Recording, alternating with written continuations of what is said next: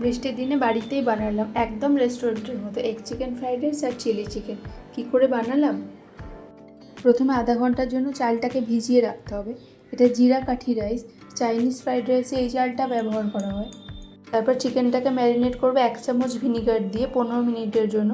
চিকেনটা 15 মিনিট পরে যে এক্সট্রা জলটা বেরোবে সেটাকে কিন্তু চিপে ফেলে দিয়েছি। এবার পরিমাণ মতো নুন, গোলমরিচ, সামান্য একটু ডার্ক সোয়া সস, কর্নফ্লাওয়ার আর আদা রসুনের পেস্ট দিয়ে 10 মিনিটের জন্য ভালো করে মাখিয়ে রেখে দেবো। ততক্ষণে নুন দিয়ে ফেটিয়ে রাখা ডিম একটু সামান্য গোলমরিচ ছিটিয়ে নরম করে ভেজে তুলে নেব। আর পাশের ওভেনে আমি ভাতটা বসানোর জন্য জলও বসিয়ে দিয়েছি।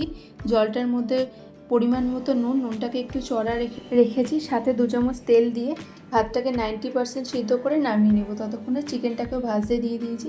চিকেনটা খুব বেশি ভাজার প্রয়োজন নেই, একটু ভাজা হলেই নামিয়ে নিয়েছি। এবার অন্য একটা কড়াইতে তেলের মধ্যে রসুন কুচি, পেঁয়াজ কুচি, পেঁয়াজের গোড়ার দিকের অংশটা একটু সামান্য কুচি একটু ভালো করে নাড়াচাড়া করে নেব।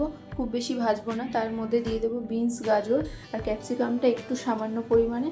সবজিগুলো ভালো করে মিশিয়ে নিয়ে অল্প একটু নুন দিয়ে দিলাম যাতে একটু নরম হয়ে আসে। তারপর আগের থেকে করে রাখা ভাতটা একটা থালার মধ্যে ঢেলে ঠান্ডা করে নিয়েছিলাম, সেটাও ভালোভাবে মিশিয়ে দিয়ে আগের থেকে ভেজে রাখা ডিম আর চিকেনের টুকরোগুলোকেও মিশিয়ে দিয়ে তারপর একে একে সামান্য পরিমাণ গোলমরিচ, চিনি আর নুনটাকে চেক করে নিয়েছি, অল্প একটু নুনও ছড়িয়ে দেবো ওপর দিয়ে।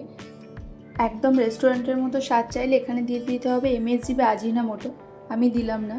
ভালো করে একবার মিশিয়ে নিয়ে ওপর দিয়ে একটু সয়া সস দিয়ে দেবো 1 চামচ, দিয়ে আর একটু নাড়াচাড়া করে নিয়ে ওপর দিয়ে একটু পেঁয়াজ পাতা ছড়িয়ে দিলেই তৈরি হয়ে যাবে একদম রেস্টুরেন্টের স্বাদে এগ চিকেন ফ্রাইড রাইস।